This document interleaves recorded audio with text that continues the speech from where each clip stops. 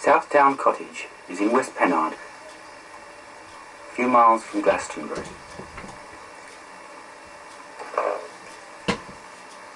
Situated halfway up the slopes of Pennard Hill.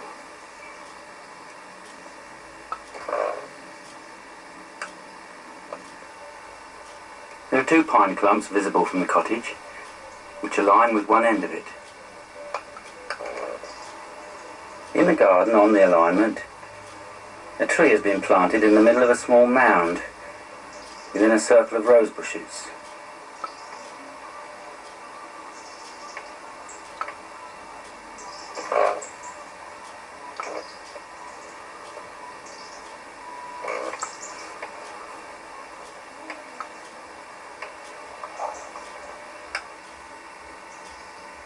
The line passes through the house, about through the middle of the spiral staircase.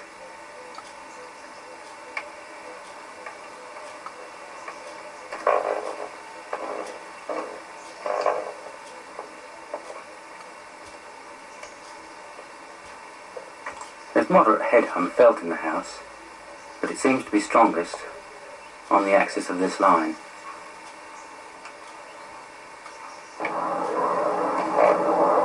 Passing through the wall here, it next passes across this stone-flagged courtyard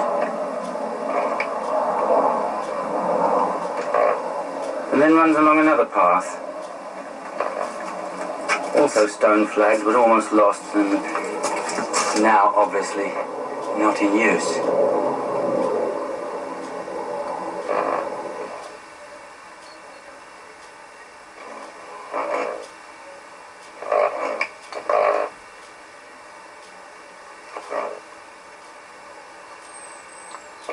Head hum in the garden is felt somewhat more strongly than in the house.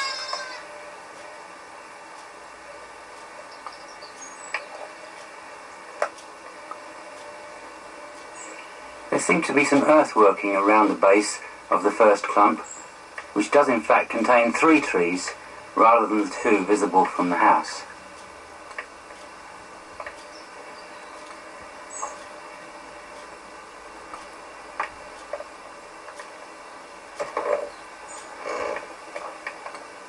The third is a somewhat younger one.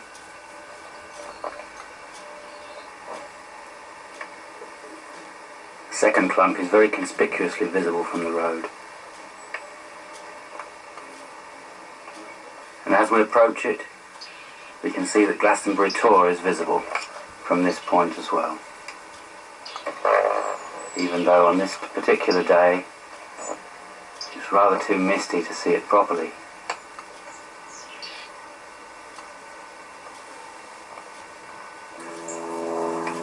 The other clump and Southdown Cottage are visible from this clump.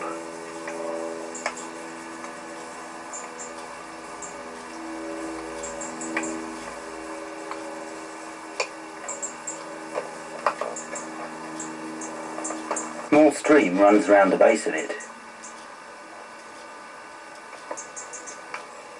But along the alignment, very little can be seen because there is a hill in the way.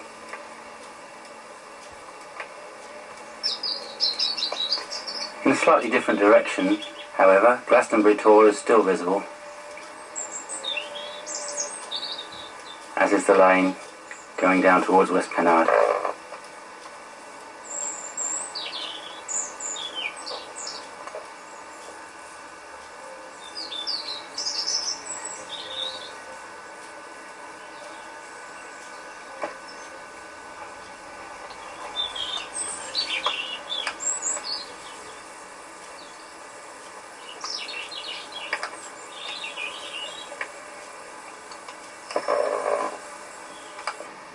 From the next field we can see the tower of West Pennard Church.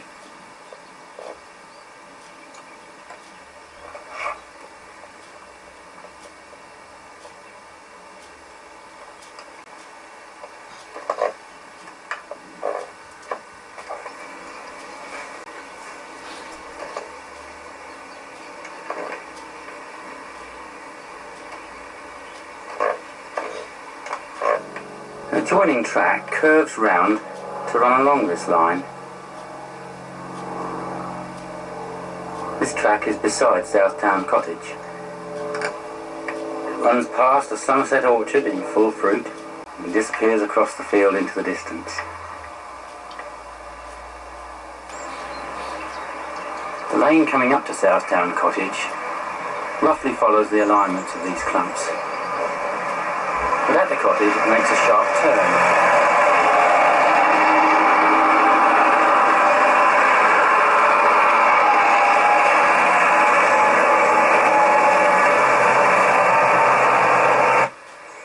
It then climbs very steeply up the side of Pennard Hill as a sunken lane. The lane becomes deeper and deeper until we come to this attractive little gorge of soft sandstone.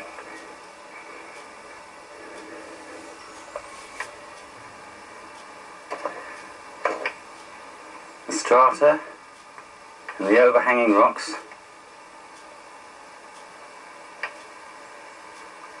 make it a mini cheddar on our doorstep. At the top of the hill, a beautiful view over the Somerset countryside. These are of particular interest to me in this area. The first is the one going through these clumps, the second is the famous St Michael line discovered by John Michel, and the third is the baseline of Philip Heselton's Great Isosceles Triangle. The St Michael line crosses the country, going through such places as Royston, Avebury, Glastonbury, Brentor and St Michael's Mount in Cornwall. The baseline does too, at a slightly different angle, going through sites of UFO significance such as West Mersey, where a landing took place, Reading, where a flap occurred, and Cradle and Clay Hills at Warminster. It also goes through the prominent site of Inkpen Beacon. Recently, new discoveries have been made on the St Michael line by Paul Broadhurst and Hamish Miller, in which sinuous Michael and Mary lines have been found by dowsing to follow the direction of the St Michael line, the whole structure taking on the form of the caduceus with its twined serpents. The apex of the Great Isosceles Triangle is Arbor Low Stone Circle, Derbyshire. It's a magnificent circle, like a huge clock face set in the ground, and would be easily visible from the air.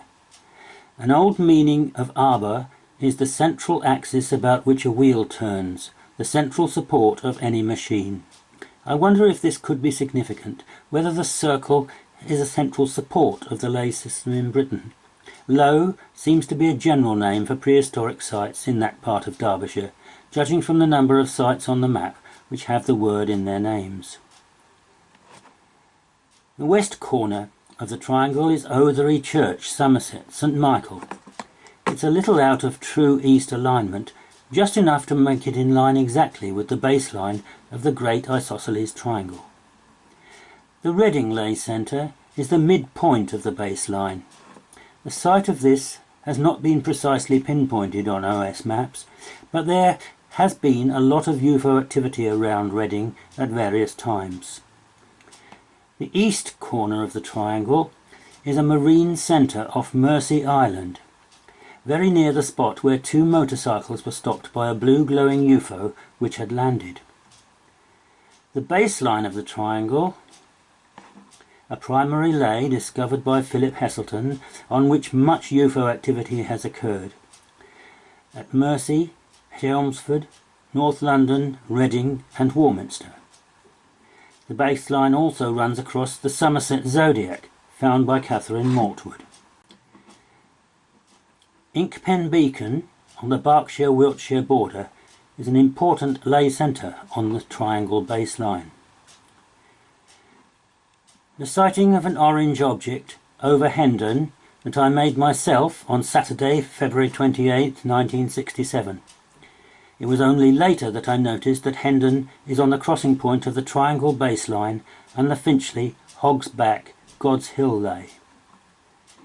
Margaretting Tye, a cross-tracks not far from Chelmsford, Essex. The baseline of the triangle crosses Aimé Michel's Calais Southend orthotony here. The clump alignment is not very spectacular as a lay on the map. To the southwest it passes through this crossroads. In the other direction it goes through a multi-junction of roads and tracks north of the Tor, several crossroads and cross-tracks across the Somerset levels, then leaves the coast at Burnham-on-Sea. But it may have other places that only fieldwork would reveal. Certainly the two clumps would not have been detectable from the map.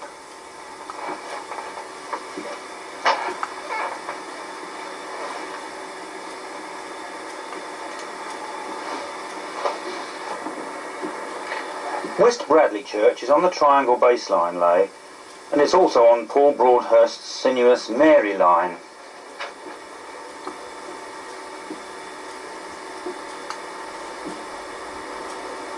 Glastonbury chairs in the sanctuary.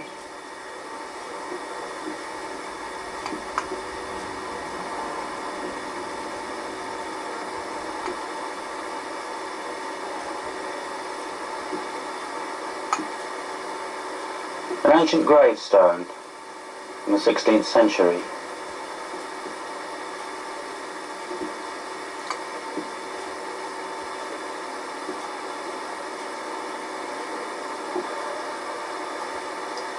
The font in this church is situated under the tower.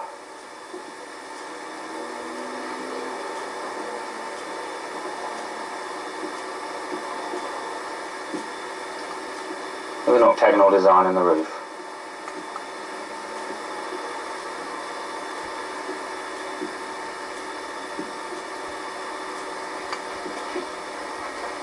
Stone steps lead to the belfry.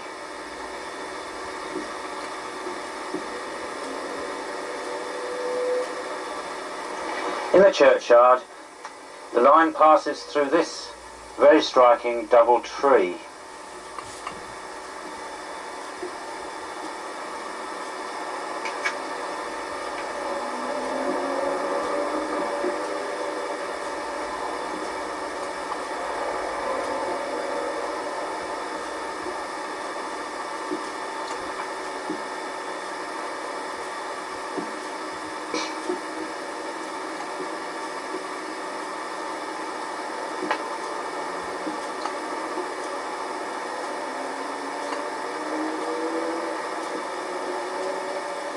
In the other direction, it goes through this pond.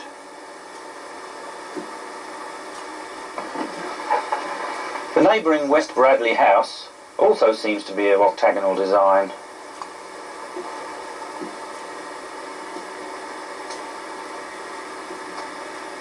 And the lay passes through this multi-junction.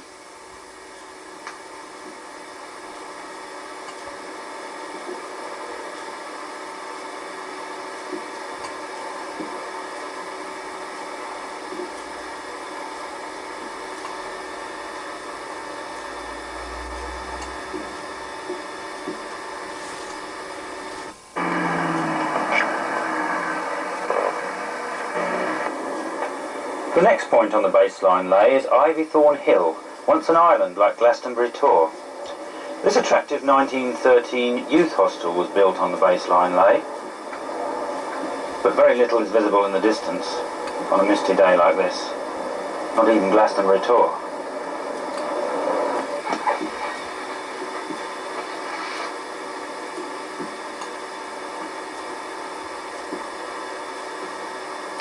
The youth hostel and a clump, which are both on the line of the lay.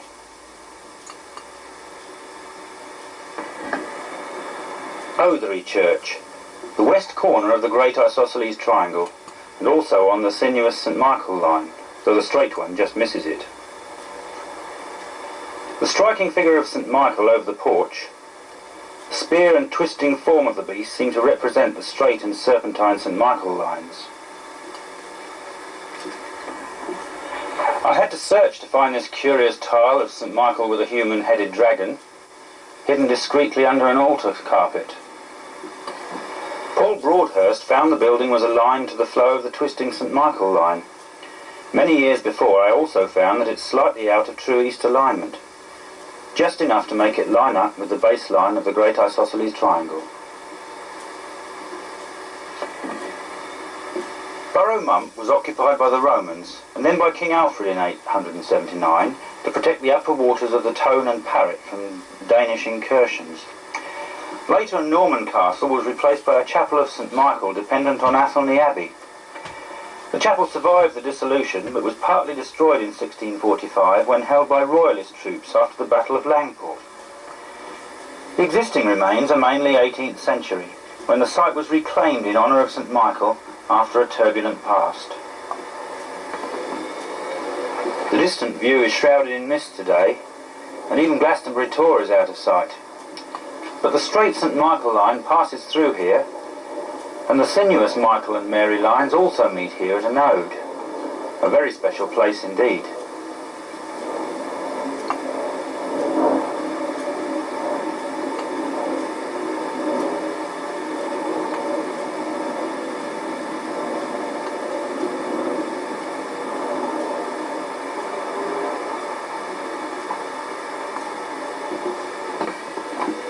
The line then goes westward across Devon and Cornwall to leave the coast at the island sanctuary of St Michael's Mount, Cornwall. It's interesting to note that the straight St Michael line runs along the major axis of Glastonbury Tor and also through the two stones on the south-west ascent route and another to the north-east on Stone Down.